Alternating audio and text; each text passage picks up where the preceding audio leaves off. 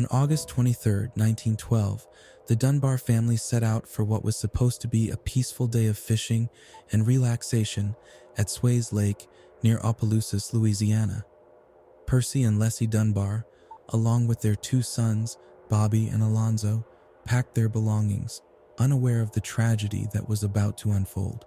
That day, 4-year-old Bobby Dunbar disappeared, setting in motion a century-long mystery that would haunt two families and captivate the public's imagination. Swayze Lake was a treacherous, swampy body of water surrounded by dense forests and riddled with alligators. When Bobby vanished, the initial assumption was that he had wandered too close to the water and met a tragic end. The Dunbars, joined by local authorities and townsfolk, scoured the area for days. Searchers combed through the murky waters, hoping to find any sign of the boy. Boats with draglines traced the lake's depths, but no trace of Bobby was found. No footprints, no clothing, nothing. As days turned into weeks, despair set in. The story made headlines, drawing attention from across the state and even neighboring regions. Posters with Bobby's description were distributed widely: a fair-haired boy with blue eyes, wearing a straw hat, a white shirt, and overalls. But despite their efforts, Bobby Dunbar seemed to have vanished without a trace. 8 months passed, and the case seemed cold until a startling development occurred. In April 1913, a boy resembling Bobby was spotted in the company of a handyman named William Cantwell Walters in Columbia, Mississippi. Walters traveled frequently for work and was often accompanied by a young child. The sighting sparked immediate interest, and authorities detained Walters, suspecting him of abducting Bobby.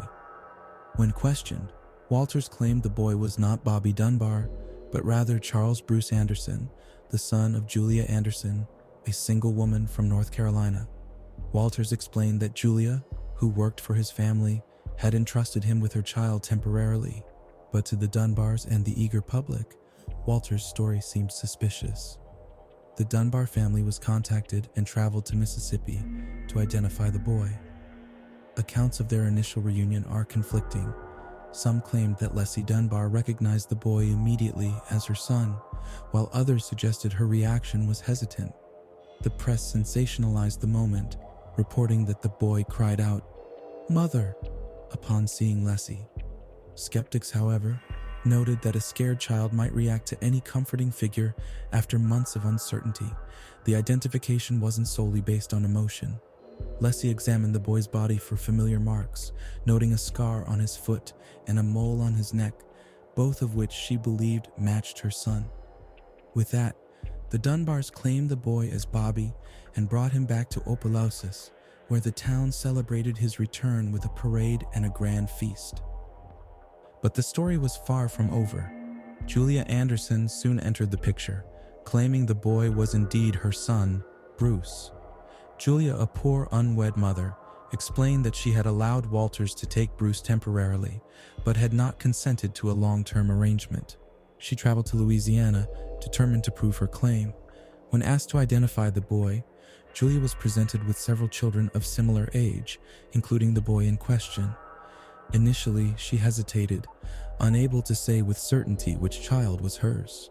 This hesitation, coupled with her status as a single mother, worked against her in the court of public opinion. Newspapers painted Julia as morally unfit, accusing her of neglecting her son.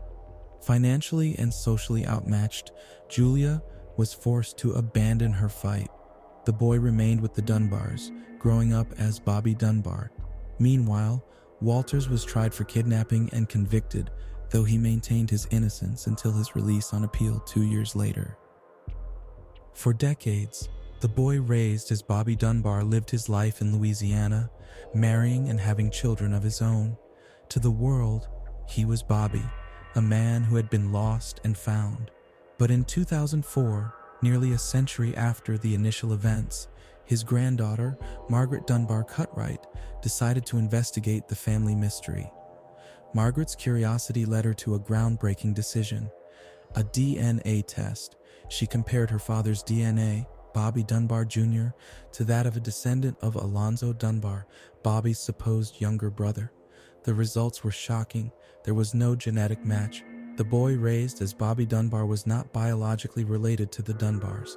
The revelation vindicated Julia Anderson, whose claims had been dismissed and whose reputation had been tarnished.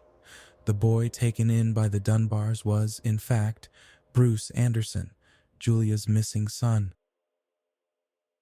The DNA results closed one chapter, but opened another. Why had Leslie and Percy Dunbar believed, or perhaps convinced themselves, that Bruce was their son? Was it desperation, or something more calculated? And what truly happened to the real Bobby Dunbar? Julia Anderson's family, though vindicated, still bore the scars of the ordeal. Bruce Anderson had grown up away from his biological mother and siblings, living a life meant for someone else. For the Dunbar family, the revelation was equally painful. Their legacy was built on a lie, albeit an unintentional one, and the fate of their true son Bobby remained a haunting mystery. The case of Bobby Dunbar is a story of identity, loss, and the profound impact of human error. It reminds us how easily hope can blur the lines between truth and fiction. Over a century later, the mystery still fascinates, not just because of its twists and turns, but because it speaks to something deeply human, the need for closure, even when it eludes us.